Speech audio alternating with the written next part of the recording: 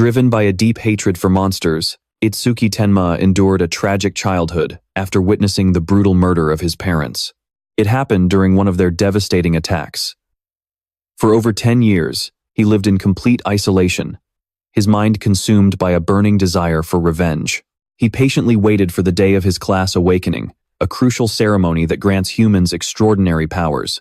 On that fateful day, while countless others faced crushing disappointment from failing to awaken or only receiving mediocre abilities, Itsuki actually succeeded. But his joy was instantly cut short when he realized his level was only level 0, and it seemed he would stay there forever. Just when it looked like the door of hope had closed, that 0 did not mean he was weak.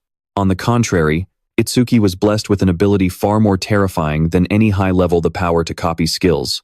With this power, he could analyze and steal the abilities of any opponent, opening up a path to infinite strength, all to achieve his goal of revenge. Suddenly, those horrific memories came rushing back. On that day, countless strange black rocks rained down from the sky. Right after that, massive pillars of purple light shot up, and defensive barriers were deployed everywhere. But the real tragedy struck when the monsters known as Calamity Beasts broke through the barriers and invaded the human world. Led by the destructive demon Linga, they slaughtered humanity without mercy. Amidst the bloody, chaotic memories, a desperate scream echoed out. "Run, Dad!" The streets turned into a living hell. The deep blue monsters tore everything apart, sending people fleeing in utter panic. A giant monster roared fiercely, charging at the survivors with overwhelming bloodlust. A swirling blast of blue energy exploded, mercilessly swallowing a woman who was desperately clutching her child to protect them. As her life faded away, the mother's hand went limp in pain as she choked out her final words. "Run, Itsuki, Mom." Waking up with a start from the horrific nightmare, his friend beside him kept calling his name. Itsuki, his female friend, turned around and asked with deep worry, "What is wrong? You are completely spaced out." But he just brushed it off. "No, it is nothing." She tilted her head, her wide blue eyes staring at him with deep suspicion. "Are you sure?" He still had not fully recovered from the dream. A tear unconsciously rolled down his cheek, making his friend wonder. "Then why are you crying?" The friend with glasses standing next to him leaned in close and whispered to bail him out. "You are just sleepy, right? You are usually asleep at this hour, but today we suddenly had a school-wide assembly. More importantly, that teacher over there is dressed so weirdly." Up on the stage, the man began lecturing about history. After the Calamity Beasts appeared, certain individuals gained the power to fight back. They were called Awakeners. 10 years ago, on the northern bank of the Lam River, the largest attack by the Calamity Beasts took place. Awakeners from all over the world gathered and crossed the river to push them back in what became known as the River Crossing War. Although the attacks subsided afterward, the number of falling rocks has spiked recently. A large-scale attack on par with the River Crossing War could happen soon. The friend with glasses whispered knowingly to Itsuki. "That man is Izumi Nento, the commander-in-chief of the Northern Continent." "Did you know? You are from the Northern Continent. How do you not know him?" Izumi Nento.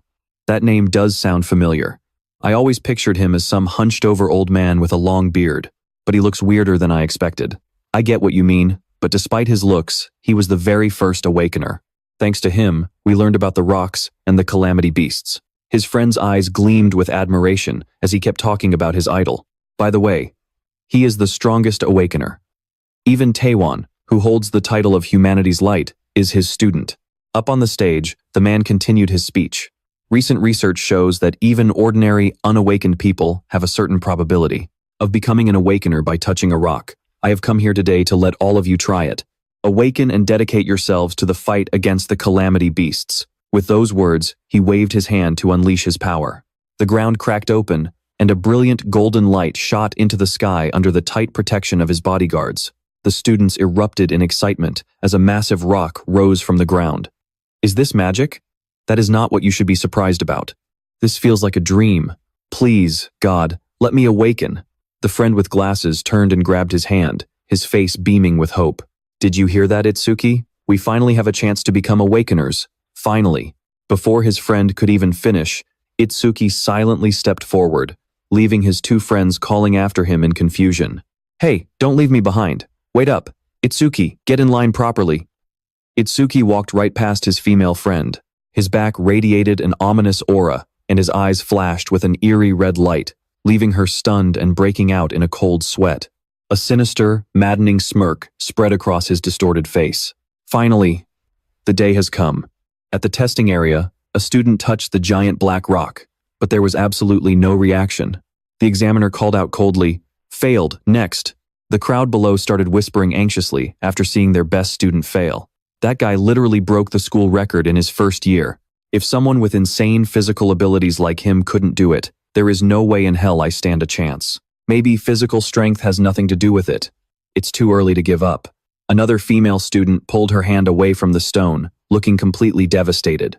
The examiner kept his face completely expressionless and urged, "Next, next, next." A heavy wave of disappointment and panic washed over the crowd as failure after failure piled up. "Hey, look, not a single person has awakened yet. Next." Man, I thought this would be easy. Don't tell me our entire school is going to fail. Ignoring all the chatter, the examiner in dark sunglasses called out the next name in a loud, clear voice. "Next up, Hikaru Oi." Anxious whispers rippled through the crowd the moment Hikaru's name was called. Great. I really hope he doesn't awaken. He's already a massive bully. If he actually awakens, we're all going to be in deep trouble. Look, he's up on the platform. Hikaru Oi touched the stone, and violent blue lightning surged out, wrapping around him as everyone watched in utter shock. He smirked triumphantly, thinking to himself with sheer arrogance, "With this, both Izumi Nento and the beauty standing next to him will definitely have to acknowledge me." A status screen popped up, confirming, Hikaru Oi, human, level 0, classless, elementalist, lightning gift, rank 2. Stats, attack is 3, agility is 4, defense is 2, mana is 3, with a total of 12. Watching from afar, the blue-haired assistant reported through her communicator, "Father, we finally got one. At level 0, the total stats are usually around 5, but his are all the way up to 12. Well, I guess it's better than nothing." Basking in the spotlight on the elevated stage, Hikaru tossed his head back with arrogance and yelled, "Hey, old man Nento, got nothing to say to me? I'm the first awakened person here." Suddenly, a dark figure rushed past him at a dizzying speed. Shocked, Hikaru's eyes widened. He couldn't believe someone dared to interrupt his moment of glory. He whipped around, his face contorted with rage as he screamed at the newcomer, "What do you think you're doing putting your filthy hands on that? Do you want to die?" Completely ignoring the threat, Itsuki calmly stepped forward and touched the stone, causing a commotion in the crowd below. "Who is that guy? He's cutting in." "That's Tenma Itsuki from the 5th class. He's dead meat. Once Hikaru targets you, you're finished." But contrast to the noise, Izumi Nento narrowed his eyes, sensing a strange aura coming from this student. That boy. I can feel an unbelievably intense emotion radiating from him. As Itsuki placed his hand on the cold stone, his eyes glowed a fiery red, burning with absolute resolve. That's why I will never forget my hatred for those Calamity Beasts. I have carved everything from that day into my mind. Leaving Izumi to murmur, his determination is on a completely different level compared to the others. Suddenly, the commander-in-chief's pupils dilated. His eyes went wide with shock as an extraordinary phenomenon began to unfold. Behind Itsuki, a massive wave of emerald energy coalesced, shaping into the majestic phantom of a sword-wielding god of war. The black stone began to transform, glowing brilliantly as it was enveloped by a colossal energy field shaped like a blue lotus bud. A sudden burst of light erupted, covering the entire school grounds under a breathtaking, radiant dome. Everyone was stunned. That pillar of light was hundreds of meters tall. The students below stared up at the sky with their mouths wide open. Incredible! This is way bigger than when Hikaru awakened. In the crowd, Itsuki's 2 best friends cheered in excitement. The boy with glasses laughed out loud. Just as expected, Yuki, the blue-haired assistant, couldn't hide her shock and stammered. This is a phenomenon that only occurs when the rarest class, the Order Breaker, appears. Meanwhile, Izumi wore a knowing smile. I can't wait to see what he's truly capable of. Witnessing this spectacular event, Hikaru Oi grit his teeth in rage. His face twisted in a mixture of intense jealousy and humiliation. Meanwhile, Itsuki's mind drifted off into a mystical spiritual realm. Seated upon a blue lotus, he wondered, where am I? Did I actually awaken? Just then, a system window materialized before him, displaying his details. What on earth is this? Tenma, Itsuki, human, level 0, locked, class, order breaker, gift, Nirvana. Nirvana. Special rank. Level is locked. Stats increase upon acquiring skills, removing all debuffs and completely healing all wounds. Another skill notification popped up. Absolute Mimicry. Z rank. Analyzes enemy attacks and allows the acquisition of counter skills. Itsuki stared at his empty stat sheet in utter confusion. He gasped in sheer panic. Stats. Attack is 0, agility is 0, defense is 0, mana is 0, with a total of 0, everything was at 0. But immediately, a series of new notifications popped up one after another. Z rank skill Absolute Mimicry acquired. Special rank gift Nirvana activated. All stats have increased by 200. Attack has increased from 0 to 200. Agility from 0 to 200. Defense from 0 to 200. Mana from 0 to 200. Over 200, and a grand total of no more than 800. Realizing the mechanism behind his power, Itsuki smiles with supreme confidence. So, that is how it works. When I obtain a skill through absolute simulation, I will get a stat boost through Nirvana. Even if I cannot level up, I can still get stronger in my own unique way. Clenching his fist, his eyes burn with fierce determination, ready to face the grueling path ahead. I have no idea what level this equates to for other awakened, but I will absolutely obliterate those Calamity Beasts. There is no doubt about it. I have finally become an awakened. Back in reality, a blinding flash of light suddenly explodes from the stone, forcing everyone to shield their eyes and scream. Oh my God, it is too bright, my eyes. From the very epicenter of that brilliant blue glow, Itsuki's silhouette slowly emerges, standing tall amidst the swirling fragments of pure energy. Hikaru Oi stumbles back, sweat pouring down his face as he stares in utter shock. That loser? No way. The blue-haired assistant covers her mouth, her hands trembling as she stares at the reading on her device. These stats, they are absolutely unreal. For a rookie awakened, this is completely unheard of. But that boy is undoubtedly a prodigy among prodigies. Cutting her off, Itsuki stands proud, calmly adjusting his tie with the majestic aura of a true king. The girl gasps out her final words. He is the strongest rookie, awakened in all of history. The status screen pops up, displaying a mind-boggling number that leaves everyone dead silent. Tenma Itsuki, race, human, level, 0, class, unassigned, title, order, breaker, special grade gift, undisclosed, skills, undisclosed, attack, 200, agility, 200, defense, 200, mana, 200, a total of 800. The entire school instantly erupts in pure, unadulterated shock. Deafening cheers fill the air as Tenma's stats skyrocket. I cannot believe our school actually has someone this amazing. This is a straight-up miracle that will go down in our school's history forever. Meanwhile, Hikaru Oi grits his teeth, his face twisting in a fit of pure, venomous jealousy. That bastard. He stole the spotlight that was supposed to be mine. Losing all self-control, Hikaru launches an attack. He fires a bolt of lightning straight at Itsuki right in the middle of the crowd. A pathetic loser like you should stay a loser forever. He screams with murderous intent as the lightning crackles.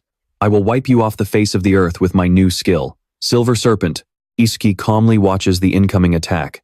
Instantly, the system begins its analysis, detecting a C-rank skill. Silver Serpent. Absolute simulation activated. Analysis progress. 27%. Itsuki's eyes gleam with intense focus as streams of data rush through his mind. 57%. 69%. The lightning slams into the wooden floor, exploding and leaving a charred black crater, but the attack completely misses. Itsuki is already gone. Everyone looks around in utter confusion. One student gasps, "Huh? Where did Itsuki go?" There was a flash of lightning, and then Tenma just vanished. Where is he? Suddenly, Itsuki's shadow looms directly behind Hikaru Oi. The system ticks up to 88%. Hikaru breaks out in a cold sweat, paralyzed with sheer terror.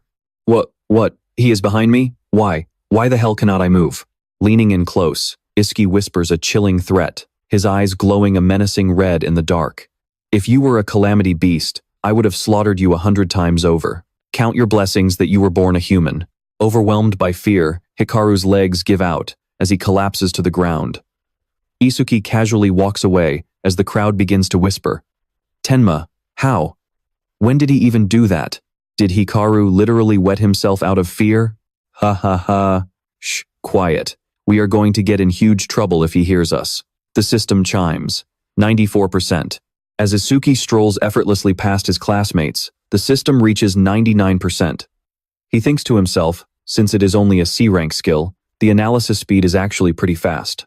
A sudden surge of blue electricity wraps around Itsuki's body as a notification pops up. Analysis progress. 100%. You have acquired the C-rank skill. Lightning Breaker.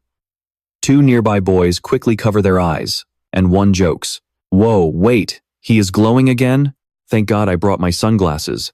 Itsuki sits in a void-like space, his consciousness pondering. It seems I am forcibly pulled into this dimension every single time an analysis finishes. Analysis of Silver Serpent. Complete. Obtained. Lightning Breaker. The skill detail screen materializes before him.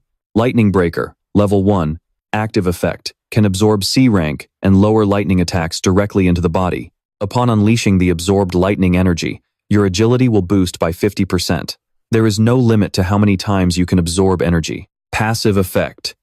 Every time a C rank lightning attack is absorbed, agility permanently increases by plus 5%. Current bonus, plus 0%. With Lightning Breaker Level 1 acquired, all stats are increased by plus 10, all debuffs are cleansed, and all wounds are fully healed. Itsuki stands tall as a brilliant light radiates from him. Spreading his arms wide, surging blue electricity completely envelops him, drawing a stark contrast to Hikaru, who is still sitting pathetically on the floor. Hikaru's jaw drops in horror, and even his bodyguards are totally frozen. Itsuki's entire body is now crackling with wild lightning. That lightning, it is even brighter and more intense than Hikaru's. How the absolute hell did he copy a skill like that? Itsuki's stats continue to soar as the system updates. No way, his stats are climbing this much again? Attack, from 200 to 210. Agility, from 200 to 210. Defense, from 200 to 210. Mana, from 200 to 210, bringing his grand total from 800 to 840. Suddenly, the sky turns pitch black, and everyone looks up with growing anxiety. Wait, it was just sunny a second ago. Is it raining? Hey, look, something is falling from the sky. A massive, pitch-black boulder comes hurtling down from above, ripping through the stormy clouds and crashing straight toward the school grounds. Monsters begin crawling out of the massive stone, prompting the blue-haired girl to scream at the top of her lungs. Why are those giant stones crashing here? Everyone, evacuate immediately. Wait, this place? The school assembly is cancelled immediately. Everyone, evacuate the campus just like we practiced during the drills. There is absolutely no doubt about it. We are their target. The girl with glasses spun around in panic, her face turning pale. We should run too. Fighting is definitely not our specialty, the man calmly assessed. If we run too, everyone will panic. Look over there. That kid is even calmer than we are. As the panicked crowd fled, Itsuki walked in the opposite direction, heading straight toward the danger. Confused, the girl shouted, "Why aren't you running?" A massive boulder crashed down right into the schoolyard. Boom! The impact shook the ground, sending a thick cloud of dust and smoke into the air.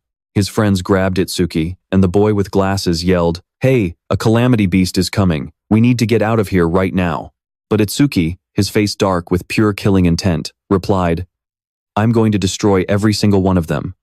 His friend begged through her tears. "What are you saying? You're going to die if you don't run. Rikuru is right. You just became an awakened. You're no match for them. Leave this to the other awakened." Itsuki turned back, looking at her with absolute determination, and reassured her with 2 simple words, "Trust me."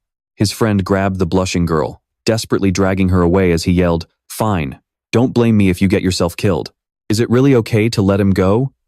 Our enemy is a Calamity Beast, a walking weapon of mass destruction." Itsuki let out a confident, terrifying smile, thinking to himself with pure excitement, "My very first enemy since becoming an awakened." Blue lightning surged across Itsuki's entire body. Looking up at the sky, he thought of the ones who had slaughtered his parents. I'm actually pretty lucky. The monster's information popped up. Skeleton Soldier, level 10,369. Second, tier gift. Defense increased by 100%. If the enemy's attack exceeds his own defense, the gift becomes useless. B rank skill, Bonefire. Status, attack. 135, agility, 10, defense, 120, strength, 30, total, 295. Itsuki dropped into a battle stance, his eyes glowing blood red, completely mocking his opponent. Should I test out the skill I just got? Itsuki lunged forward to unleash a lightning strike, screaming the name of his move. Thunderbreaker! The devastating attack clashed head-on with the monster. Itsuki's face hardened with sheer determination. He roared in his mind, "I won't let anyone else die." Itsuki delivered a devastating finishing blow, shattering the skeleton monster. Crash! It flew backward into the school building, causing a massive tremor as a thick cloud of dust billowed up. The onlookers stood frozen, and the assistant's jaw dropped in disbelief. Itsuki is so strong, maybe we don't even need to run anymore. Blasting it into the school building with just one hit. A rookie who just awakened managed to blow away a level 8 Calamity Beast. Nento thoughtfully observed Itsuki with a sharp, calculating gaze. That kid's speed and power are on a completely different level compared to other level 0 individuals. But even so, defeating a skeleton soldier is going to be impossible. They have two incredibly annoying abilities. First is a gift that boosts their defensive capabilities. And second, the monster let out a ferocious roar as a violent blue flame erupted, incinerating the space around it. A skill called Bonefire will reduce your body to ash the moment it touches you. Watching Itsuki get engulfed in the flames, his friends screamed out in agony. Itsuki let out a maniacal laugh, his face twisting with absolute glee. "You idiot who doesn't know your own limits, you're only going to burn to ash." Even inside the sea of fire, Itsuki's system calmly continued to work. The enemy is using Bonefire, so analysis progress has reached 1%, 25%. He stood perfectly still, taking the brunt of the attack. His cold eyes analyzing the situation. It seems the analysis speed increases when the enemy's skill hits me. Progress reached 39%. 57%. The blue-haired assistant broke out in a cold sweat, unable to believe her eyes. Even a level 10 awakened wouldn't stand a chance if they took a direct hit like that. His flesh began to peel away, exposing white bone. Itsuki gritted his teeth, enduring the pain. 77%. What a waste of a newly emerged genius, to be killed by a Calamity Beast before he even had a chance to grow. So this is what it feels like to have your body burned. It must hurt like hell. 81%. Amidst the excruciating pain, a haunting memory of his mother flashed through his mind. Nento narrowed his eyes, observing closely, and muttered in disbelief. Tenma, Itsuki. He still hasn't used all of his power, has he? Suddenly, Itsuki raised his head with absolute determination as his body began to regenerate. Once the analysis is complete, you're finished. Analysis progress reached 100%. The crowd buzzed with hope once again as a blue lotus emerged. Is it too soon for a rookie who just became an awakened? I was stupid to even hope for him for a second. Look, that blue lotus flower is appearing again. Tenma might show us another miracle. Itsuki stepped out from the lotus with a completely healed body, wondering to himself, alright, what kind of skill am I going to get this time? 99%. The status window flashed a series of new stats. Bonefire analysis complete. Acquired Ice Wall. Ice Wall level 2. Active effect. When activated, continuously generates ice on the body's surface by consuming mana, capable of blocking B rank and lower fire type skills. Passive effect. Defense plus 10% when blocking B rank and lower fire type skills, currently plus 0%. Acquired Ice Wall level 2. All stats plus 20. Status cleared. All negative status effects have been cleared, and his wounds are completely healed. His attack power has increased from 210 to 230, and his agility has increased from 210 to 230. His defense has increased from 210 to 230, and his mana has increased from 210 to 230, bringing his total stats up from 840 to 920. Clenching his fists, he could feel the incredible power surging through him. Just a moment ago, even my strongest attack couldn't break through its defense. But with this massive boost in attack power, I can definitely do it. The emerald aura radiating from the energy lotus enveloped the entire schoolyard in a brilliant light. Itsuki floated within his spiritual realm, his body rippling with muscles and brimming with raw energy. His friends jumped up and down, cheering in pure excitement. Thank God, he's alive. This is amazing. I knew he could do it. A complete recovery like that is practically a miracle. The blue-haired assistant muttered in sheer disbelief. Does he have a self-healing skill? But I thought he was using a lightning attribute skill earlier. They say the Order Breaker is the most mysterious class, but this rookie stands out in a league of his own, even among them. Her eyes remained glued to Itsuki, burning with intense curiosity. To recover that flawlessly, would he be able to regenerate even if his limbs were severed or his brain destroyed? I'm so curious to see the limits of this self-healing power. The skeletal soldier let out a ferocious roar, charging once again with bloodthirsty intent. Itsuki calmly extended his hand as a sheet of black ice rose to block the flames. Black ice wall. The blue fire collided violently with the ice, triggering a massive steam explosion. Through the thick smoke, Itsuki's glowing red eyes flashed menacingly. He dashed forward at a speed invisible to the naked eye, leaving trails of blue light in his wake. With a lightning-fast strike, he shattered a portion of the monster's body. Itsuki summoned a colossal ice sword, bringing down a decisive, thunderous strike from above. The monster was hacked to pieces, bone fragments scattering everywhere amidst flashes of blue lightning. The onlookers could only gape in shock as he appeared behind the Calamity Beast in the blink of an eye, almost like teleportation. Only an awakened could have tracked his movements. Sweat dripped down their faces from sheer terror, and the assistant stood frozen. I couldn't even see him move. Not at all. Is this guy seriously a rookie? His power is just as unreal as before. Izumi Nento watched Itsuki in awe after his resounding victory. Not only can he forge a solid armor to protect his body, but he can also manifest weapons in any shape he wants. A god-tier skill that seamlessly combines both offense and defense. Amidst the ruined schoolyard, Itsuki stood quietly as his friend, Rikuru, ran over from a distance, calling out in a panic, "Itsuki!" Rikuru rushed over and hugged Itsuki tightly, letting out a massive sigh of relief.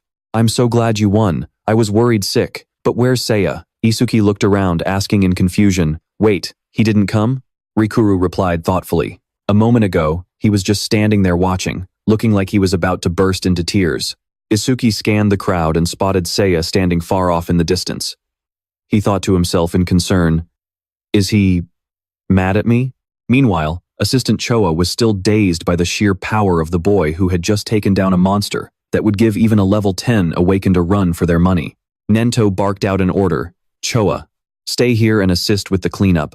Also, let the principal know I'm taking this boy with me." Rikuru tried to reassure Itsuki, "There's no way Seiya would be mad at you for winning. He probably just felt insecure about being left behind, so he went to touch the awakening stone." Itsuki could only let out a sigh. "I hope so." Suddenly, Izumi Nento approached him. He looked the boy up and down before speaking. "You're Itsuki, right?" Itsuki stood face to face with the imposing commander-in-chief. The atmosphere grew tense as the two locked eyes. The crowd of students began whispering excitedly at the unusual sight. "Look, Izumi Nento is talking to him. Do you think he's going to take him in as his disciple?" "No way. The only person who ever became his disciple was Tawan, the strongest human alive. So no matter how strong Tenma is, there's no way that's happening." Sensing the commander-in-chief had private business, Rikuru awkwardly excused himself. "All right, I'll go find Seiya then." With only the two of them left on the yard, Nento spoke with intrigue. "You are quite unique." Itsuki tilted his head, repeating his words in confusion. "Unique?" Nento's gaze darkened as he sensed the killing intent radiating from Itsuki, as if the boy's heart was consumed by rage and hatred. Looking him dead in the eye, he asked directly, "I want to know. Why?" Itsuki went silent, and the dark memories from 10 years ago came flooding back. 10 years ago, my parents were slaughtered by Calamity Beasts while trying to protect me. An image of a young Itsuki appeared, his face stained with tears as he was forced to witness the tragedy unfold right before his eyes. He recalled the fateful moment that defined his life. "I was almost killed myself, but an awakened saved me just in time, right in front of my eyes." He choked back tears as he remembered the moment his mother vanished into a sea of flames. "I watched my mother die. Her last words to me were to keep moving forward on my own." The young Itsuki back then stood frozen among the ruins, his soul completely shattered. "Mom, you and Dad died because of them." His pain warped into sheer, unadulterated rage. The young boy screamed in bitter anguish. "No!" In his mind, a looming demonic shadow cast a terrifying threat. Itsuki's mind. He was certain this very thing was the root of all evil. His eyes flared with a crimson rage as he remembered the vow he made all those years ago. "On that day, I swore to myself, I will absolutely destroy this demon. Now. Itsuki gritted his teeth, a single tear rolling down his stoic face. Every last one of them. Nento watched Itsuki in silence, before asking in a low, heavy voice, "Even when your heart is consumed by hatred, you still shed tears?" Itsuki wiped the tear away, explaining his strange condition. "Ever since I witnessed the tragedy of my mother's death, my left eye stopped shedding tears. But my right eye, it began to cry on its own. Because of this, I can never forget my hatred for those Calamity Beasts." Nento nodded, then made an unexpected offer. "Would you like to become my disciple? I will bring you into the Salvation Alliance and help you gain the immense strength you need to get revenge on those Calamity Beasts." Surprised, Itsuki repeated. "The Salvation Alliance?" Nento began to explain how this massive organization was built to fight the Calamity Beasts in a much more scientific and effective way. The Southern Continent's government gathered the strongest awakened ones from all over the world to form this alliance. You can think of them as the official military force fighting against the Calamity Beasts. Its members are known as the Salvation Army. The Salvation Army is provided with top-tier resources, like private training grounds and devastating weapons, along with guaranteed high pay. Even trainees receive 10,000 gold per month, which is enough to buy a decent car. Of course, such generous treatment doesn't come for free. Members are expected to constantly battle the Calamity Beasts on the front lines, risking their lives to protect the public. Itsuki thought to himself, "To be honest, I don't care about a high salary or fancy resources. What mattered most was he clenched his fist, his eyes burning with determination, to be able to fight those Calamity Beasts right on the front lines. I want to join the Salvation Army too." Izumi Nento then began explaining the brutal selection process. Every February, the Salvation Alliance hosts an entrance exam called the National Salvation Alliance Tournament, drawing in over 10,000 participants. Candidates are scored based on their performance, but only those in the top 100 earn the right to join the Salvation Army. Itsuki immediately asked, "What's the highest score in the history of the exam?" Nento grew thoughtful, his gaze deep behind his mask, knowing it won't help you much as a reference. But he pointed to a massive number displayed on the screen. The all-time record is 115,000 points, set by Taiwa Jin 11 years ago. You'll pass the exam if you hit 30% of that score, and you'll easily take first place if you reach 50%. Itsuki froze when he heard that familiar name, as the image of the legendary hero flashed in his mind. Taiwa Jin, is that the strongest awakened hero, the light of humanity that Hikaru talked about? Nento's voice turned serious as he gave his sincere advice. Jin is a special existence. Comparing yourself to him will only lead to despair, but you should have confidence in yourself. You have the potential to stand right beside him. Itsuki looked straight ahead, confidently declaring his ultimate goal. I will surpass Taiwa Jin. Izumi Nento fell silent, his eyes narrowing slightly as if observing a seed of massive potential starting to sprout. He thought back to the past when he saw the shadow of Taiwa Jin. You've become quite famous. The younger generation is all striving to follow in your footsteps, but simply trailing behind you won't win us this war against the Calamity Beasts. One day, someone will surpass us, just as a rising sun replaces a setting one. Nento looked at Itsuki with high expectations. I am looking forward to that day. The dawn that Jin had been waiting for had finally arrived. The two stood before a massive, glowing, spherical structure. Itsuki gasped in amazement. What on earth is that? Nento began to explain the nature of the invasions, how the giant stone monoliths acted like gateways connecting their world with the realm of the Calamity Beasts. So, if you only kill the monsters but leave the stone gateways intact, more Calamity Beasts will just keep coming. He pointed toward the magnificent facility. This facility was built specifically to contain and isolate those undestroyed stone gateways. Awakened warriors periodically clear out any Calamity Beasts that try to crawl through. This keeps the barrier stable and allows us to use it as a training ground. Itsuki nodded as he looked at the entrance. So, this is a training ground? Nento replied. Exactly. We call them stages. Since we can't control the levels or the number of Calamity Beasts that spawn, it's incredibly dangerous inside. A haunting scene of monster carcasses and shattered weapons lay before them, and the Calamity Beasts in the stage right in front of us are particularly formidable. Out of all the rookie-level stages, this one has the highest mortality rate. That's why they call it the Rookie's Graveyard. On the electronic screen, the legendary record of Jin, back when he was still an awakened rookie, flashed brilliantly. He cleared it in 3 minutes and 14 seconds. Stage challenge successful. 10 challengers, with Taiwa Jin holding the record time of 3 minutes and 14 seconds. Nento looked at Itsuki and issued a challenge. If you're planning to surpass him, you'll have to do it in 3 minutes. Itsuki silently started walking toward the entrance.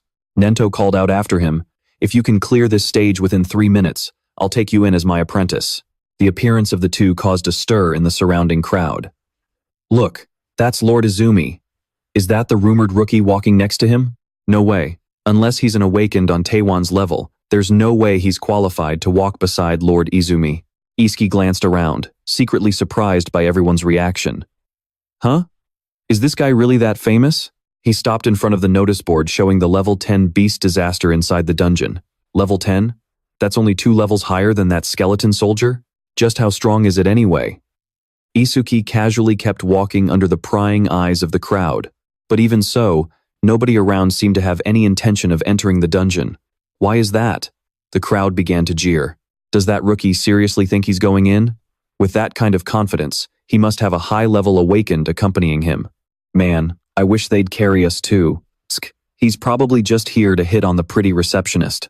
Just because he's got a decent face, he thinks he can act all high and mighty. Itsuki approached the reception desk. The gray-haired girl looked at him with skepticism. "Excuse me, I'd like to enter the stage." "Certainly. How many challengers in total?" He tilted his head and answered decisively, "Just me." The room suddenly fell into a dead silence at his response. The receptionist frowned and snapped at him, thinking he was joking around. "Stop fooling around. That's not funny at all. Are you trying to harass me? If you came here to hit on me, you're wasting your time. This might be an artificial stage, but it's still a dangerous place where you could get hurt or even lose your life." What on earth is she talking about? Itsuki wondered blankly. The onlookers burst into mocking laughter. "Look at him. He really did come here to hit on her. Ha ha ha. There are always idiots who mistake a dungeon for a dating spot. Well, usually they just get chewed out and scurry back home." Itsuki stared coldly at the girl, his voice completely flat. "You seem to be misunderstanding something. I have absolutely zero interest in you. I really did come here just to clear this stage." The receptionist covered her face in embarrassment but still tried to save face. "You don't have to act tough just because you're embarrassed. I'll give you my contact info, so just go home for now." Suddenly, a chilling aura of bloodlust radiated from Itsuki. His eyes darkened threateningly. "Don't make me repeat myself. I don't care about your contact info. Just let me into the dungeon." Trembling, the girl handed him a bracelet, her voice shaking. "Fine. Don't blame me if you end up dead." Itsuki secretly complained to himself she should have just agreed in the first place, instead of making him repeat himself. The crowd whispered again as they saw him preparing to enter. What an idiot. He could have actually gotten her number. This is no time to play hero. A level 0 rookie trying to challenge a level 10 stage is just suicide. I bet he'll run away crying in less than a minute. Standing in front of the steel door, Itsuki could still hear the endless chatter. That guy looks pretty confident. He has a special grade gift too, so maybe he actually can do it. Another person dismissed this. For an awakened, gifts are just extra bonuses. The most important thing is still your level. No matter how special your gift is, it's useless if your level is too low. Itsuki calmly raised his hand, preparing to take the final steps. "My personal info is registered in this bracelet, so if I scan it, I can go in." With a beep, the notification board lit up. Challenger entry approved for awakened Tenma Itsuki. He cracked his knuckles, exhaling a puff of white mist with a surge of energy. The promise was within 3 minutes. All right, let's get started. The numbers on the electronic board began to tick upward from 0. The race against time had officially begun. Without hesitation, Itsuki dashed forward like a flash of lightning, leaving trails of blazing energy in his wake. He stepped into a staggeringly vast space. The space inside is bigger than I thought. This is my first time entering a dungeon, even if it's just an artificial one. Itsuki focused intently, preparing for the real encounter inside the dungeon. Here it comes. A giant wooden entity suddenly emerged. The system window popped up. Kodama number 1307, Kodama tribe, level 4, gift, none. Without a single wasted movement, Itsuki lunged forward to attack, utilizing his superior stats. Status, attack, 49, agility, 48, defense, 53, mana, 24, total, 174. He swung his razor-sharp ice axe, cleaving the monster in two, and wore a mocking smirk. An axe really is the best tool for trees after all. How's it feel to watch your buddy get chopped in half? Standing proudly before the surrounding pack of monsters, Itsuki shouted, "You rotten trees, come at me!" Choha anxiously asked her father, "Dad, there are plenty of other rookie stages. Why did you let him enter this specific one?" Nento replied, "He said he would surpass Jin, so I just brought him to the very first stage that Jin challenged." Cho asserted, "Unless he transcends the boundaries of humanity, surpassing Jin is absolutely impossible." This made Nento wonder, did she really think Jin had surpassed humanity itself? With a tense look on her face, the assistant continued to look back on her memories. "I used to think Jin was kind and approachable, but then I saw him slaughter a level 97 disaster beast in a split second." His eyes at that moment. The haunting image of those glowing red eyes flashed through her mind. Cold, detached, and godlike. Those eyes did not look human at all. The silhouette of Taiwawazan towered brilliantly, like a supreme being. They were like the eyes of a god. Nento pondered quietly, assessing Itsuki's potential. That kid has potential on par with Jin, but right now, he is nothing more than a diamond in the rough. If Jin is a godlike savior protecting humanity, then this kid is a demon consumed by hatred. The exact polar opposite of Jin. He quietly observed, keeping his eyes on Itsuki, who was holding the monster's severed head. Inside the game, Itsuki let out a heavy sigh, seeing how weak the monsters were. Absolute simulation did not even bother to activate against disaster beasts of this level. Suddenly, a massive shadow with glowing red eyes loomed right behind him, threateningly. Itsuki quickly spun around, unleashing a blinding lightning slash in a split-second counterattack. Looking at the monster collapsing at his feet, he coldly asked himself, "Is that it? Is it already over?" Itsuki narrowed his eyes, examining the monster's corpse as suspicion crept in. Is a level 10 disaster beast really only this strong? No, if that were the case, this place wouldn't be called the Rookie's Graveyard. There has to be something else. Instantly, the system flashed red, detecting a B-rank self-regeneration skill. Absolute simulation activated, beginning analysis. Analysis progress. 5%. Startled, Itsuki felt a massive surge of energy rising right behind him. The wooden monster from before revived, now even larger, shocking Itsuki. "I literally sliced off half its head. And it can still regenerate?" The resurrected monster's info flashed with overwhelming power. Resurrected Kodama. Upgraded to level 520. Kodama race level 10, second rank gift, defense minus 50%, self-healing capability greatly increased. Attack status, 110, agility, 100, defense, 60, mana, 180, total, 450. He gritted his teeth. "I knew this wouldn't be easy." Itsuki immediately activated the defensive power of his class. Dark Wall activated, and he plunged straight down like an arrow. To stop it from regenerating, I need to deal massive damage in a short amount of time. 17%.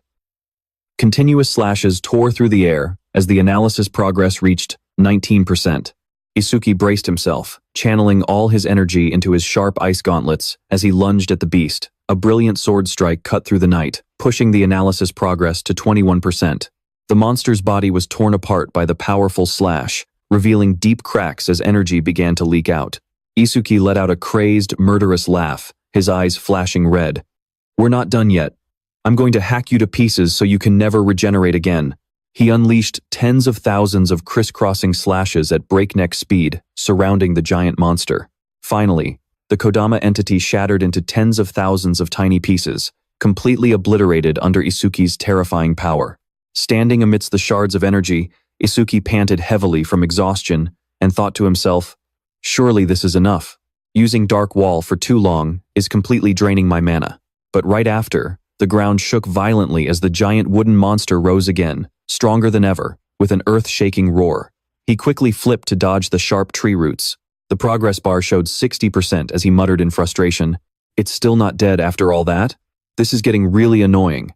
In the midst of this critical situation, Itsuki's eyes gleamed as he spotted an opening. But every time it regenerates, the analysis speed of absolute simulation increases. He began calculating his strategy, determination written all over his face. "I'll deactivate Dark Wall to save mana, and use Lightning Break to dodge its attacks while maintaining my distance. Keeping this up until the analysis is complete is my winning strategy." But looking at the analysis bar, which had reached 75%, Itsuki gritted his teeth under the pressure. I don't have much time left before the 3-minute limit. He decided to gamble everything. He gathered his power and unleashed a burst of energy, simultaneously activating Lightning Break and Dark Wall to push his attacks to the absolute limit and force it to regenerate continuously. This will boost the analysis speed. The moment the monster knocked him down, Itsuki gritted his teeth, enduring the bone-shattering pain. If Absolute Simulation can't activate once my mana hits 0, I'll die right here. The progress bar reached 80% as he flipped mid-air amidst a flurry of sharp roots. The progress shot up to 85%. Itsuki braced himself and charged straight at the enemy, telling himself, "But if I die, then that's all I was ever worth." His eyes flared with a murderous red glow as he prepared for a decisive strike, an explosive collision. The power of lightning struck the monster's body, creating blinding flashes of light, and sent him flying back with a blood-covered face. Itsuki groaned in pain. Damn it! As countless roots impaled his body, the progress bar reached 99%. He felt completely drained, his mana seemingly entirely exhausted. But suddenly, a sly smirk spread across his face as the notification 100% flashed brilliantly. He was victorious. Just as I thought, Absolute Simulation doesn't require any mana to activate. This battle is mine. A massive emerald green energy lotus erupts. The system window announces that the self-regeneration analysis is complete, and Lotus Burst has been acquired. Instantly, the skill details pop up. Lotus Burst, Level 2, Active Effect. Consumes mana to deal explosive damage to enemies within a 5-meter diameter. Its power is directly proportional to the amount of mana consumed. Passive Effect. Every time Lotus Burst defeats a living creature of level 1 or higher, the range of all skills increases by 1%. Standing in the center of the Divine Lotus, Itsuki's body is completely healed. He has acquired level 2 of Lotus Burst, granting him a plus 20 boost to all stats. All debuffs are cleared, and his wounds are fully healed. Looking at the terrified monster, the final notification pops up. Lotus Burst, activated. Itsuki calmly clasps his hands together, focusing all of his power into a single point. An explosion shaped like a massive flaming lotus erupts, swallowing the target in a raging sea of fire. The wooden monster shatters and turns to ash under the intense heat. Standing amidst the smoke and dust, Itsuki wipes a drop of blood from his lip and coldly remarks, "Lotus Burst isn't bad at all." He looks in astonishment at the massive crater he just created. To think I got this much power from just 1/3 of my mana. Clearing out those weak Calamity Beasts will be a breeze from now on. But I never expected Absolute Simulation to completely restore my mana, even after it hit 0. Suddenly, a green crystal drops to the ground. Itsuki stands there, puzzled. What's this? Meanwhile, on the outside, the receptionist panics as she looks at the timer hitting 2 minutes and 9 seconds. It's been almost 3 minutes since that rookie went inside, and there's still no sign of him.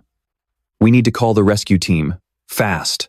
Shuha is extremely anxious, sweat dripping down her face. I don't think he'd lose to level 10 Calamity Beasts, but clearing the stage in under 3 minutes is practically impossible.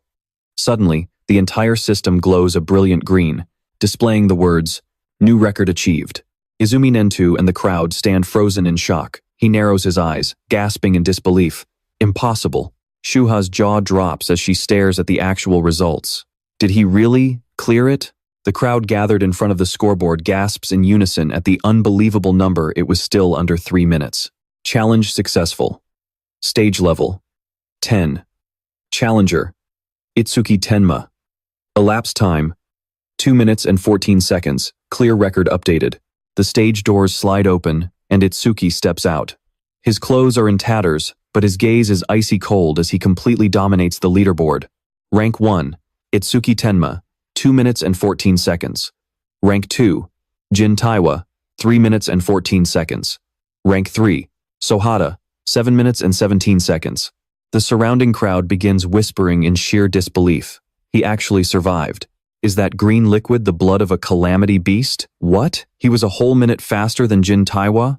Itsuki stands right in front of Izumi Nentu, looking him dead in the eye. So, will you officially train me now?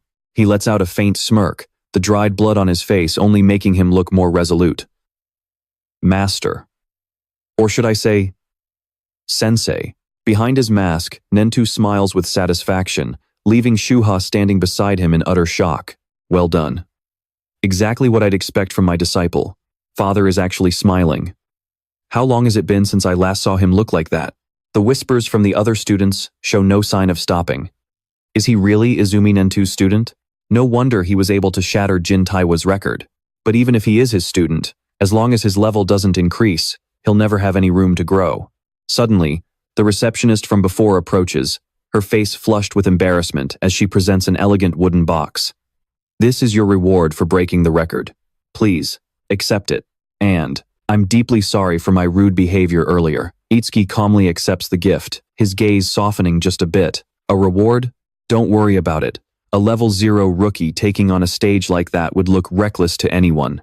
I'm a complete stranger, and my life shouldn't matter to you. Yet, you still tried to stop me. That tells me you were genuinely worried. The girl bows her head, blushing at Itsuki's words. Oh, thank you. It was really nothing. Shuha suddenly cuts through the moment, turning on her heel as she calls out, Hey, Tenma, don't make me leave you behind. She crosses her arms, giving Itsuki a stern look. And don't get cocky just because you've become my father's student. She's right. A stage at this level seems way too easy for you now. Maybe we should bump up the difficulty? Nento nods in agreement, looking toward the massive structures in the distance. You're ready to challenge the advanced stages now. The advanced stages? Itsuki asks, surprised, as the three of them walk across the campus. Nento begins explaining the harsh reality. A Calamity Beasts level isn't the only thing that dictates its power. The most crucial factor is their species. He points to images of savage monsters. Beasts without intelligence that move purely on instinct are easy to handle. But then, images of imposing, warrior-like beasts appear. However, some species possess intellect that equals or even surpasses humans. They are far more troublesome than ordinary Calamity Beasts. Choha chimed in after her father, explaining more about the mechanics of this world. Awakeners and Calamity Beasts are basically the same type of creature, but currently, only humans can have classes. In other words, stats vary depending on the species. She narrowed her eyes at Itsuki and announced his next challenge.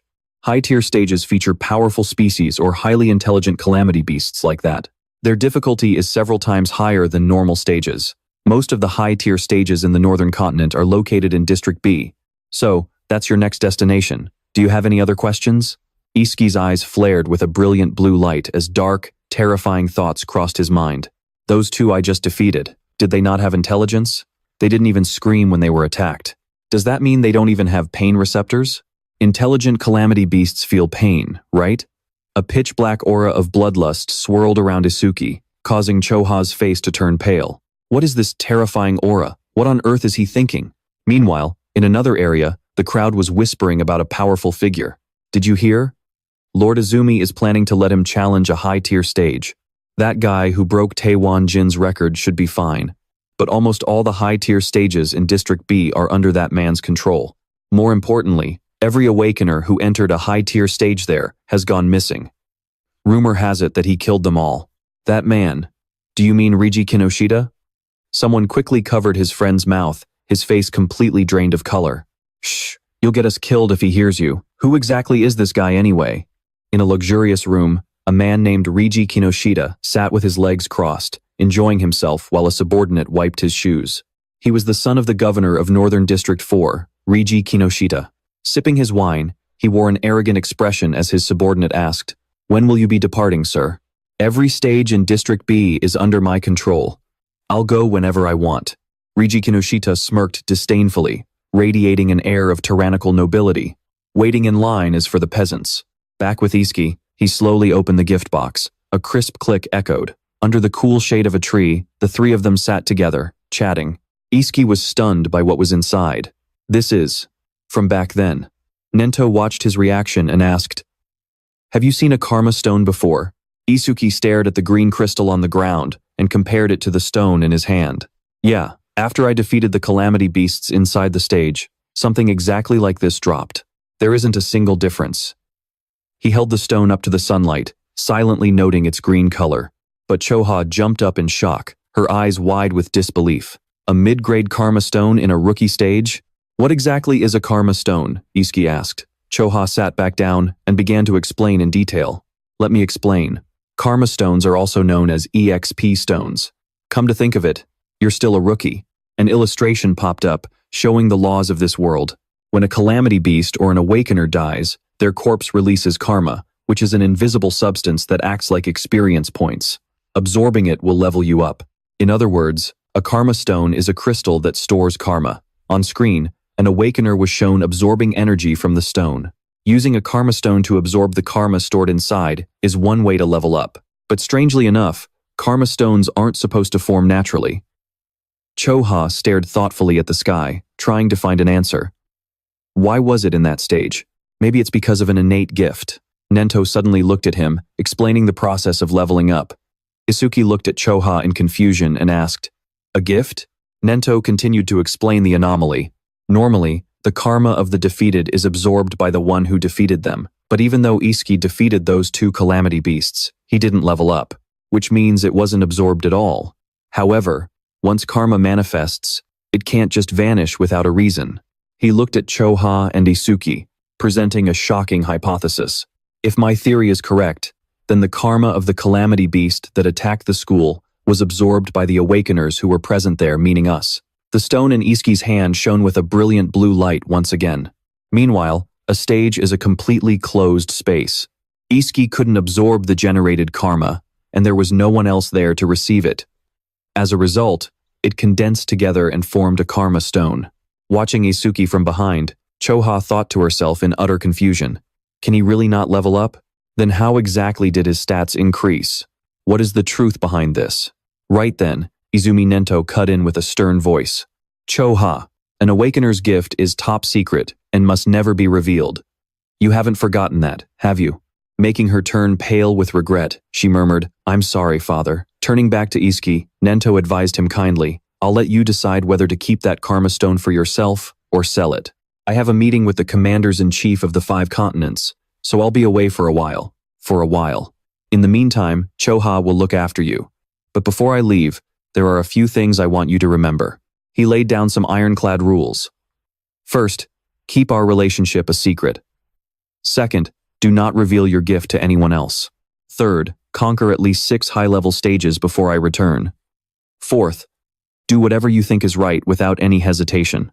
Because no matter what happens, I will always have your back. Itsuki smirked confidently, his determined eyes locked on his master as he replied, Yes, master. Cut to a new scene. At the Flint execution ground in North District 4, the students blocked at the entrance were shouting in anger, We got here first. Why won't you let us in? But the guards in dark sunglasses coldly announced, This stage has been reserved by Kinoshida's son. Go home for today. Refusing to back down, a blue-haired male student gritted his teeth and argued back, Who cares? Just because he has money, he thinks he can do whatever he wants? He is not even here yet. Can't you just let us in first? Suddenly, a massive figure named Takaru loomed from behind, his glowing red eyes radiating intense pressure as the student yelled, I don't care who that rich brat is. If you don't let us in, I'm reporting this to the Awakened Association. Without saying a single word, Takeru unleashed a powerful punch that ripped through the air, heading straight for the students. His face contorted in sheer brutality as his muscular arm threw the devastating blow. With a shattering impact, the attack crushed all resistance in an instant. A blonde-haired student collapsed, his face completely pale with fear. No way, my B-rank Earth Spike skill didn't even scratch him? Standing tall like a steel wall, Takeru coldly retorted, That didn't hurt or itch at all. The victim looked up, trembling, cold sweat pouring down his face in the presence of such monstrous strength. Earth Spike is a technique that can pierce through anything. Is this guy a monster? Showing absolutely no mercy, Takeru loomed over and grabbed the poor student by the head. He squeezed ruthlessly, making the student cough up blood and scream in pain. Arg! Cough! The surrounding crowd whispered in horror. A level 7 and level 8 duo got wiped out instantly without being able to do a thing? That big guy is way too strong. That's Oga Takeru, one of Kinoshita Raji's 4 pillars, and a level 12 metal elementalist. Level 12, no wonder. Takeru lifted him into the air with utter contempt, growling threateningly, I won't forgive anyone who tries to enter this stage without Raji's permission. If you dare to resist, I'll make sure you share the same fate as these two. Standing proudly amidst the ruins, he gestured with his chin and ordered, These pieces of trash can just rot right here. Nobody better think about helping them. His lackeys behind him burst into mocking laughter. Takeru, please don't go too far. Those trash are watching, you know. If you beat up weak students, You'll get reported to the teachers. Bwahaha. He snorted in disgust and threw him aside like trash. Just then, Itsuki suddenly appeared and caught the victim, his calm expression leaving Choha, who was with him, completely stunned. The crowd gasped in disbelief. Who is that guy? Didn't he hear us tell him not to help? He is level 0, he is dead meat. The beauty next to him looks really familiar though. Takeru glared at Itsuki, with intense, murderous intent. Hey, newbie. I said no one is allowed through here. Without Raji's permission, if you don't want to end up like that guy, keep your mouth shut and go home. Itsuki stared right back at him and calmly analyzed. I see, so I can't enter this stage unless I defeat you. Quickly pulling out her phone, Choha said, I'll contact the manager of North District B. This kind of behavior cannot be tolerated. Itsuki reached out to stop Choha, his eyes glowing with a determined blue light. That won't be necessary. My master told me I can do whatever I believe is right without any hesitation. He handed the injured student over to her and calmly instructed, I'll leave their treatment to you. Takeru began to feel uneasy. He broke into a sweat as he faced Itsuki's hidden status screen. Who is this guy? Even though he is only level 0, he isn't intimidated at all and dares to stand in front of me. Is it because he has a rare class? He tried to reassure himself by comparing their power. Wait, why am I feeling pressured? Rare class or not, I'm still 12 levels higher than him. The gap in stats is impossible to bridge. Oga Takeru's status window popped up, showing a total stat of 605. Takeru glared at Itsuki, his pupils shrinking as he sensed the terrifying bloodlust radiating from the young man. Under his terrified gaze, Itsuki's figure lunged forward as fast as a whirlwind, reflecting clearly in Takeru's eyes. In an instant, Itsuki's heavy punch crashed straight into the giant's face, creating a massive impact. Arg! Witnessing that, the crowd of students gasped in shock. So fast! Is this guy really level 0? Even as a level 8, I don't know if I could keep up with that speed. However, as Itsuki's fist made contact with Takeru's skin, strange white smoke began to rise. Itsuki narrowed his eyes slightly in surprise, realizing his strike had been completely stopped. He blocked it using metallization. Takeru smirked triumphantly as his metallic hands locked onto Itsuki and roared. Grr, nice speed. He slams his fist down, unleashing a massive shockwave of pressure. Itsuki quickly retreats, but he doesn't have enough power. Landing in a defensive stance, Itsuki calmly recalculates his strategy to successfully take down an enemy over level 10. I need to boost my agility with Lightning Breaker. Just then, the system screen flashes brightly, updating his stats and beginning the duplication process.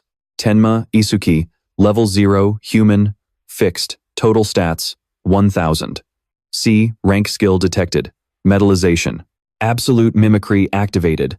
Analysis progress, 1%.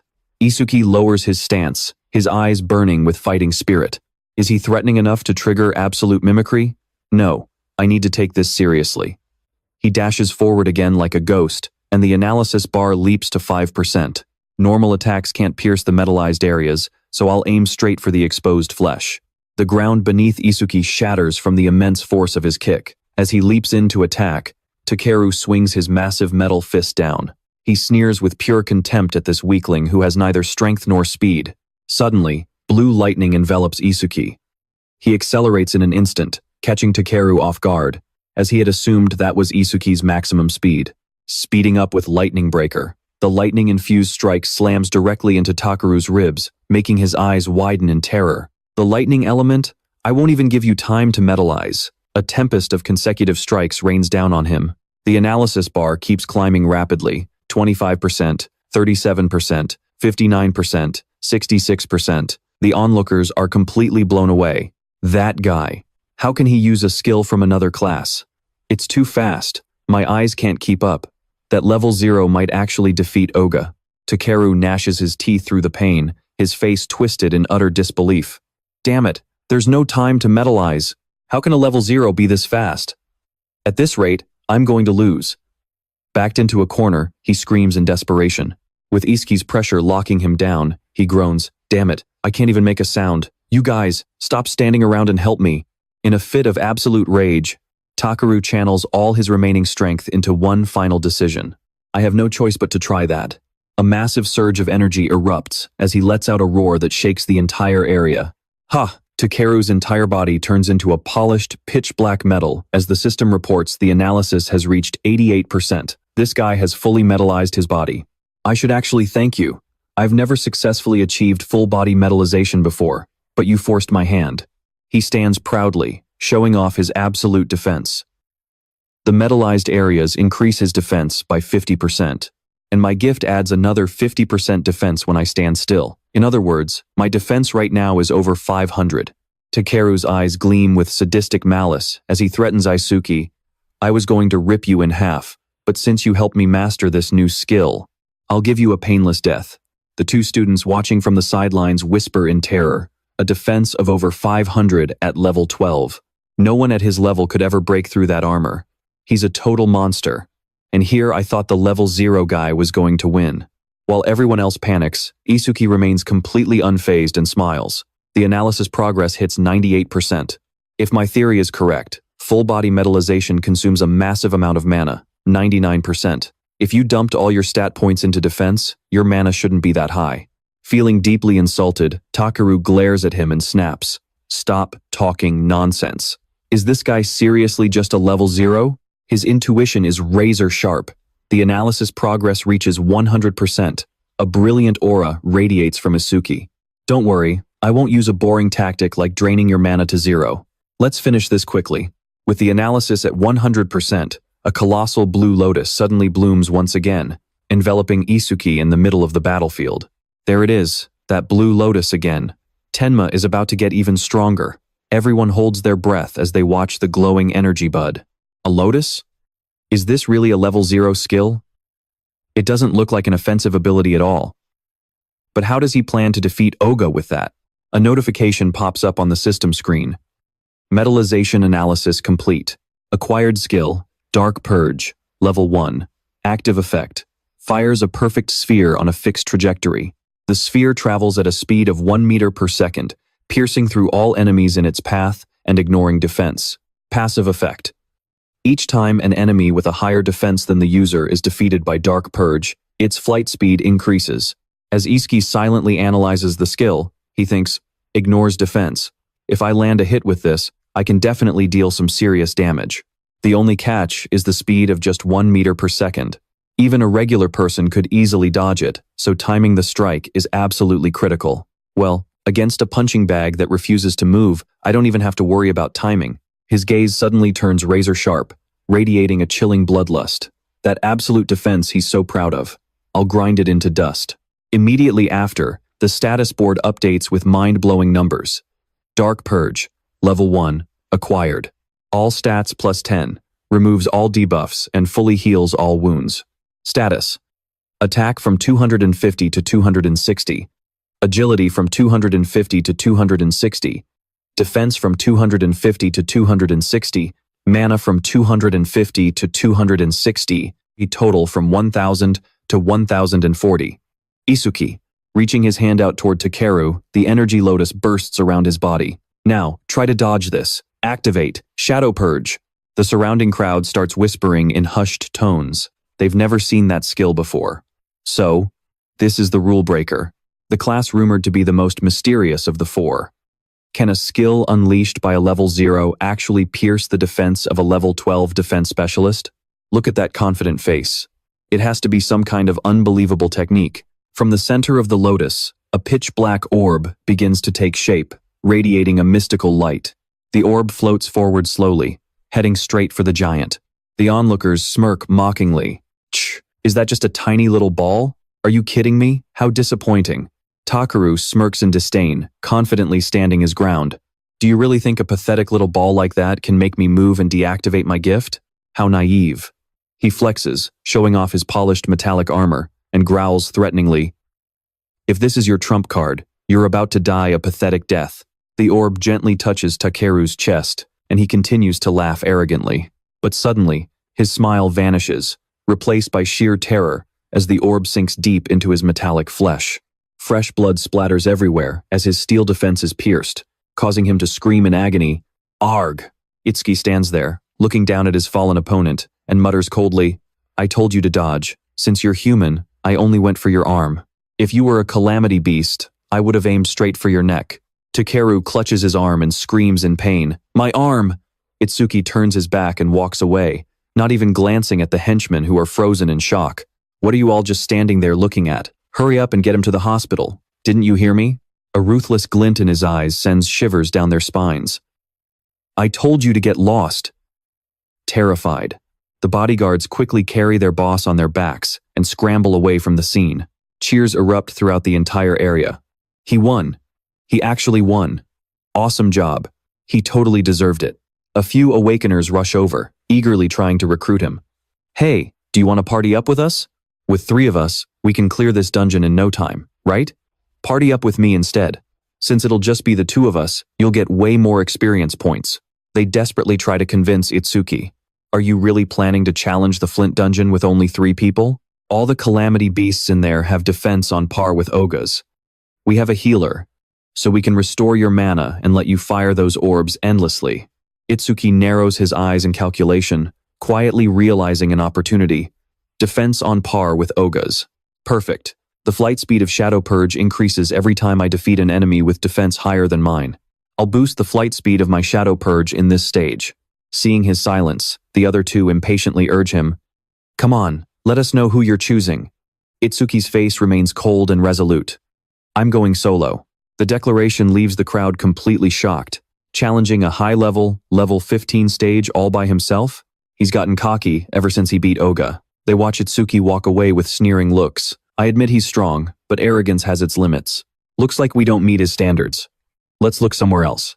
Chuha quickly runs after him to stop him, warning him anxiously. I know you have the skills to defeat them, but is your mana really going to hold up? All the Calamity Beasts here have defense on par with Oga's. Itsuki nonchalantly replies, I'll be fine. Don't worry about it. Chuha blushes and snaps at him to hide her worry. Who said I was worried? I'm only asking because my dad will blame me if you die out here. I'm off to treat the wounded. Just do whatever you want. Before leaving, she doesn't forget to warn him that the stone race has no intelligence, but they hunt in packs, so he needs to be careful with his mana consumption.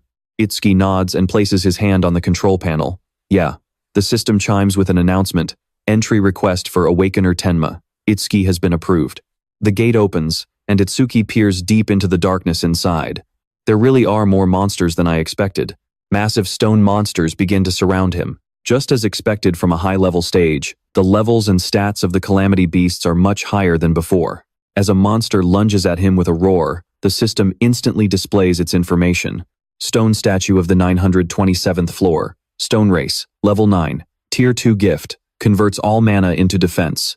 Stats. Attack 115, agility 50, defense 295, mana 0, total 460.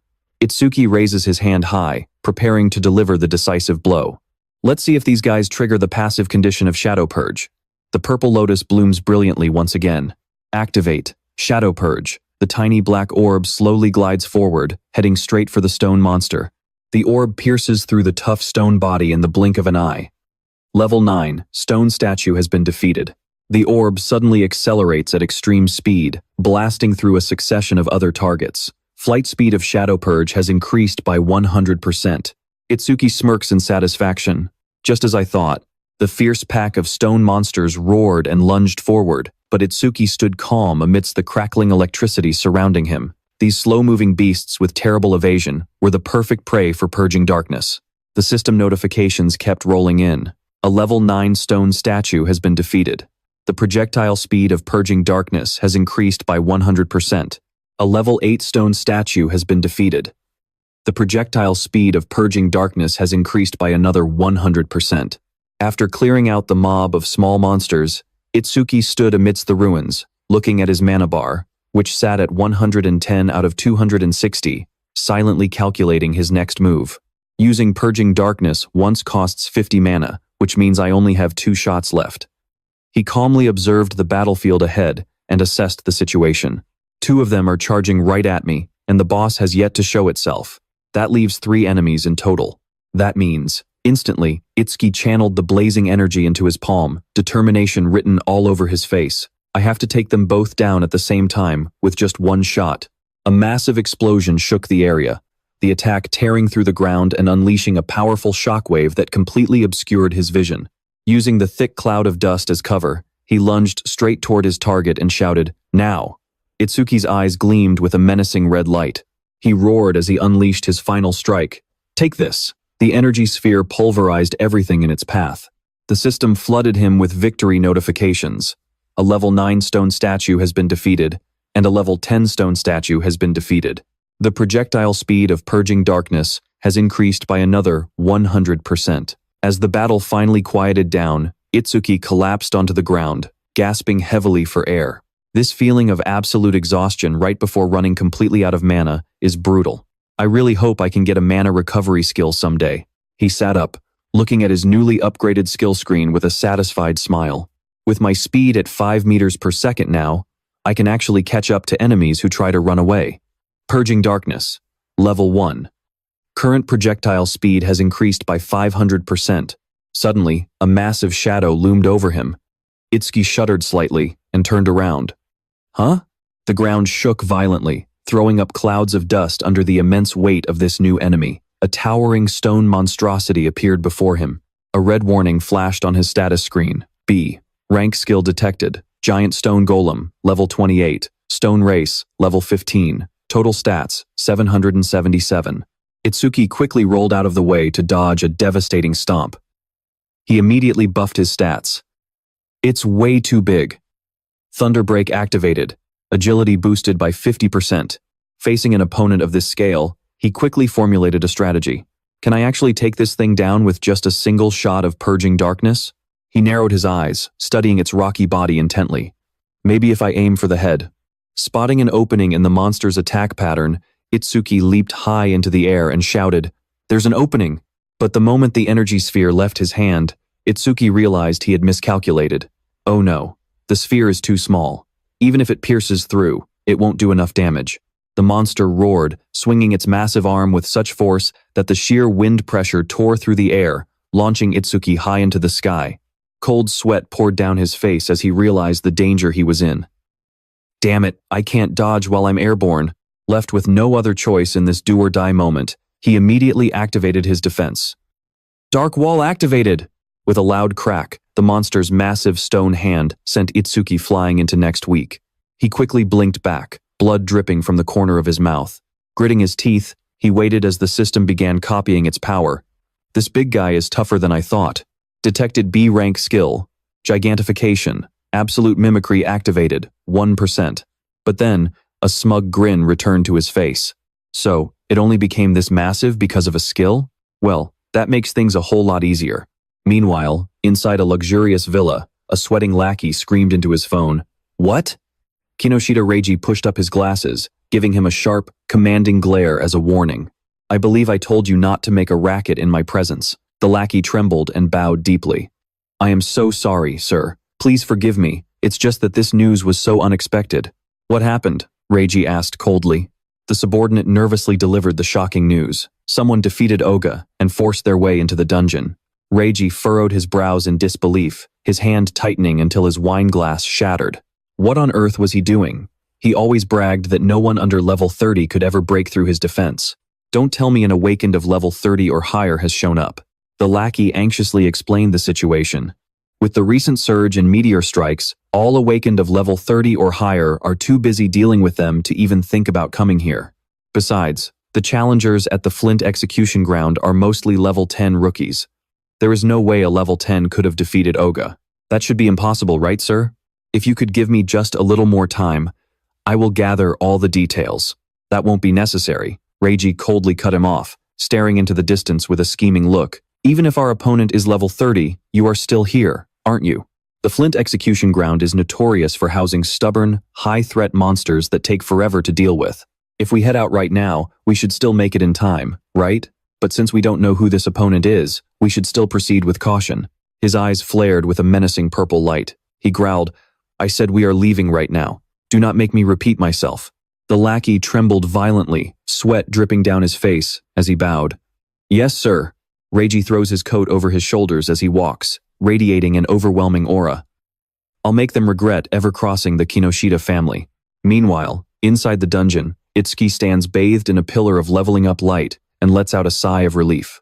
Finally, I don't have to scurry around like a mouse anymore. As soon as the monster fades away, the system displays a notification. The analysis of the B-rank skill, Gigantification, is complete. Itsuki narrows his eyes to examine his new status screen carefully. Instead of getting a new skill, his clear orb has upgraded to 2 stars. Let's see if there are any new effects. Level 2 Clear Orb fires a perfect sphere with a fixed trajectory that pierces through all enemies, completely ignoring defenses. Once activated, the size of the sphere can be adjusted by consuming additional mana. Passive. Projectile speed is increased by 200%, current total, 500%. A smug grin spreads across his face as he realizes just how massive this upgrade is. The passive buff has jumped from 100% to 200%, and the best part is, I can adjust the size of the piercing sphere using mana. Itsuki channels his energy, a powerful surge of blue electricity wrapping around his body. Time to test this bad boy out. His status window glows brightly, signaling his breakthrough in power as he unlocks level 2 piercing orb. All stats increased by 20, removes all status ailments, and completely heals all wounds.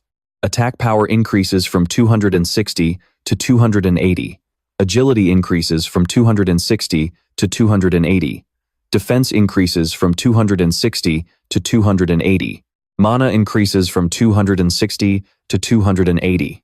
Overall total increases from 1,040 to 1,120.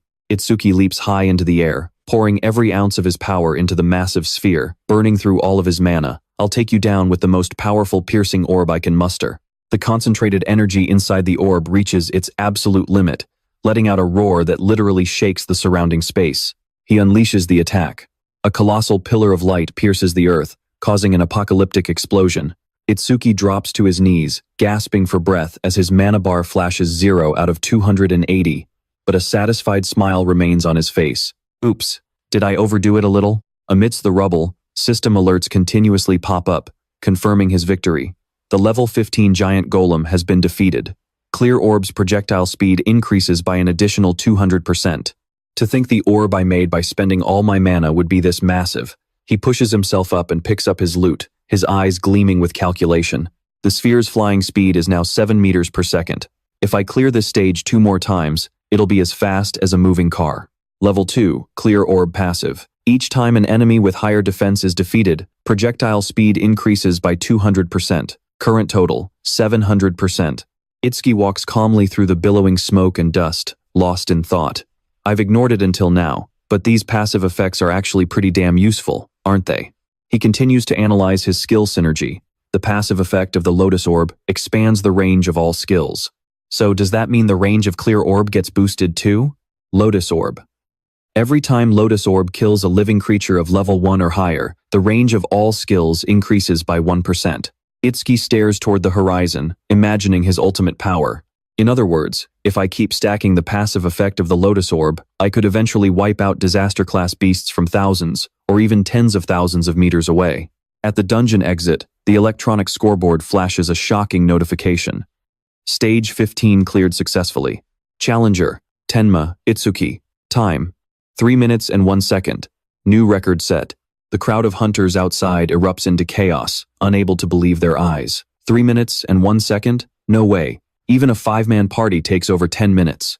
Did he take down all those disaster beasts in a single shot? He just shattered Tyra Wajin's record of 3 minutes and 19 seconds. What kind of monster is he? Look, he's coming out. Whispering, suspicious eyes lock onto Itsuki as he steps out looking completely unbothered. Wait, why is he still level 0? Is the clear notification just a system bug? Look, he's not even hurt. His clothes are barely dirty. There's no way he actually cleared that stage. Suddenly, Che-Ah approaches him, her eyes filled with admiration. Did you really clear it again, without a single scratch? And you broke Wajin's record again. You truly never cease to amaze me. Che-Ah gently pushes up her glasses, studying Itsuki inquisitively. Well, that fight wrapped up a lot faster than I expected. Itsuki replies with a casual shrug, scratching his head. Yeah, the disaster beasts inside seem to have pretty weak defenses, so taking them down was a breeze.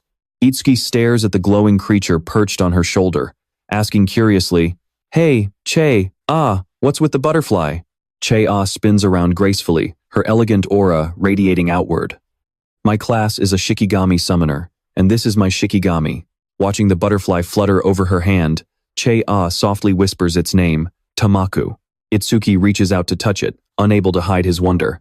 This is the first time I've ever seen a Shikigami. It really is beautiful. Suddenly, Itsuki's expression turns serious as he asks a question that catches Che-ah completely off guard. I've been wondering about this for a while. What kind of awakened classes actually exist? Her eyes widen as she stares at him like he's some kind of alien. You don't know? That's common knowledge. Flashing a captivating smile, Che-ah holds up 3 fingers, ready to give the clueless rookie a quick lesson. Classes are broadly divided into 4 main categories. With your abilities, you should have seen at least 3 of them by now. Choha begins explaining the class systems. First is the Elementalist. They possess the power to control 7 elements: fire, water, wood, metal, earth, wind, and lightning. She gives an example of a lightning user, like your classmate here, and says that guy Oga from earlier is one too. Elementalists make up the largest portion of the awakened, and they also have the highest baseline combat ability. Continuing her lecture, Choha introduces the second class, the Shikigami user. They can summon Shikigami that obey absolutely no one but their master. Suddenly, her status window pops up. Izumi Choha, level 6, Shikigami user, with her B rank level 15 Shikigami, Tamako. These spirits are usually bound to their masters from the moment they are born. With a confident smile, Choha turns to Itsuki and asks, "So, do you have any questions so far?" Itsuki takes one look at her stats and bluntly remarks, "Your level is actually lower than your own summon. Are you sure you are a veteran awakened?" Choha freezes, completely dumbfounded by his bluntness. Does this guy not know the meaning of sugarcoating? She pulls herself together, putting a hand to her forehead to explain. That is true. Shikigami also absorb experience and level up, so they are basically always a higher level than their masters. Hearing this, Itsuki's eyes suddenly flash with a dangerous blue light. He quickly calculates in his head. If that is the case, when fighting a Shikigami user, targeting the summoner directly would be much faster. Choha shivers as she senses his intense bloodlust. That dark, negative aura is leaking out of him again. What on earth is wrong with this guy? Itsuki reins in his killing intent and calmly asks, "Is there anything else?" She had only introduced 2 classes. Choha gets serious again, tapping her chin. The third one is currently the most mysterious class, with the least amount of information. She looks straight at Itsuki and declares that it is his exact class, an order breaker. They are so mysterious because every order breaker has completely different abilities, just like your Blue Lotus. Some can change their body size at will, others can create endless clones, and there are even those who can stretch their bodies like rubber. She pulls up a diagram showing skill ranks. Normal classes have skills divided into 4 ranks from C to S, but order breakers only possess Z rank skills, which exist completely outside that standard system. Choha's eyes grow sharp behind her glasses. Order breakers get special treatment because of their completely unique, exclusive skills. If an enemy figures out your skills, you lose your greatest weapon. Choha crosses her arms, lost in thought. That is why my father scolded me when I asked about your skills. You are an anomaly, even among order breakers. From what I have seen, you can use at least 3 skills, and 2 of them are things only an elementalist should be able to do. Itsuki stands frozen, worrying to himself. My teacher isn't here to back me up, and I am going to be in deep trouble if she keeps digging into my secrets like this. To change the subject, Itsuki asks, "So, what is the final class? I have never seen it before." "The final class?" Choha puts a finger to her lips with a mysterious smile. "I will tell you once you actually see it with your own eyes. Think of it as punishment for keeping all your own secrets." Itsuki clicks his tongue and replies, "Fine." Choha adds, "Oh, by the way, the students you saved are all safe. What are you planning to do now?" Itsuki casually replies, "I was thinking of running this stage a few more times." Choha gasps in disbelief. "Wait, do you really not know? Every stage has a cooldown. This one is especially long, so you won't be able to enter it again for at least 2 days. Disappointment is written all over Itsuki's face. So cooldowns are actually a thing? No wonder that Kinoshita guy was monopolizing all the dungeons. If I cannot level up the passive effects for Clear Orb, I will just have to focus on Lotus Burst instead. Itsuki looks around and asks Choha, "Are there any stages packed with Calamity Beasts?" Choha taps her chin, deep in thought. "A stage packed with Calamity Beasts? If that is what you want, there is only one place. An image of a desolate land crawling with locusts flashes on screen, the Locust Wasteland. In that dungeon, the monsters are not very high level, but there are tons of them. A conservative estimate is at least 100 locust-type monsters. Most hunters end up retreating the second they see how many there are. Choha looks at Itsuki with concern. It is going to be incredibly tough without an AoE skill. How do you plan to handle it? Itsuki gives her a confident smile. An AoE attack is exactly what I need. I am definitely going. It makes sense. I haven't actually used Lotus Burst in front of her yet, so she has no idea I already have a massive area of effect skill. The crowd of hunters in the background whispers among themselves. Choha asks again, clearly worried, are you really going? Without an area of effect skill, you are going to struggle. Itsuki turns and begins to walk away. Yeah, I will be fine. Don't worry. The other hunters watch him leave with terrified looks on their faces. Is that guy seriously going to the Locust Wasteland? He really doesn't know when to be scared. More importantly, once Kinoshita Riji finds out what happened to Oga, he is going to come looking for blood. Let us get out of here before we get caught in the crossfire. At that exact moment, in a deserted hallway, Raji appears, his face shrouded in darkness. Is there really not a single soul here? His subordinate trembles as he reports, yes, sir, it seems the target has already left. It has only been 30 minutes. Are you telling me he already cleared the Flint execution ground? Raji grits his teeth. Veins bulge on Raji's forehead in fury. It is hard to believe, but it really seems to be the case. What do you plan to do now, sir? Damn it, he is making a fool of me. Raji turns his back, cold fury in his voice as he barks an order. If he used his skills, there is bound to be mana residue left behind. Contact Charlie, the tracker, and tell him to hunt that bastard down. Raji's face contorts with psychopathic rage. Bring him to me alive, no matter what. I am going to make him taste what true hell feels like. The scene shifts to a dark alley, where a hiding assassin thinks to himself, I have never heard of Kinoshita Raji having subordinates this strong. Damn it, I never should have taken this assassination contract. He collapses onto the ground, panting heavily. Covered in wounds, he gasps, if I had not used my earth escape skill to get away, that freak would have slaughtered me. He looks around, hyper-vigilant. I made it this far, I should be safe now. But suddenly, a giant, fanged maw of a pitch-black beast opens wide right behind his head, ready to swallow him whole. The giant black wolf, Death, clamps its jaws down on the assassin's throat. The man only has time for one final scream. Arg! Walking down the dark alley lined with pipes, Charlie, the tracker, steps forward casually. Looks like you have something to say.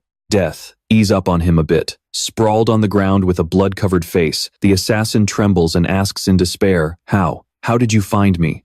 Charlie stands with his back turned, his voice chillingly cold. My Death has an exceptionally sharp sense of smell. He adjusts the brim of his hat, radiating pure predator energy. I can sense the stench of death rolling off of guys like you. The assassin weeps desperately, blood dripping from the corner of his mouth. Please, do not kill me. Charlie looks down at him with ruthless crimson eyes. That is a tough request. Lord Kinoshita would be furious. Besides, Death has not tasted fresh human meat in quite a while. A murderous gleam flashes in his eyes as he commands, Go on, it is dinner time. The wolf lets out a terrifying howl and lunges to finish off its helpless prey. A system notification pops up as Charlie stands beside his Shikigami, who has finally leveled up. Deathhound, B rank, level 16. Skills, C, rank Death Scent, B, rank Rebirth Desire. Attack, 250. Agility, 250. Defense, 150. Mana, 150. Charlie casually picks up his phone to report, I am done here. But his expression shifts to surprise as he listens to the voice on the other end. He is seriously injured? You mean that stubborn ogre? Did they actually find his weakness? Got it, I am on my way. Pointing forward, he commands his beast, let us go, Death. A new target just popped up. The scene shifts to Chapter 7, the Locust Wasteland. Itsuki stands before a massive dome-shaped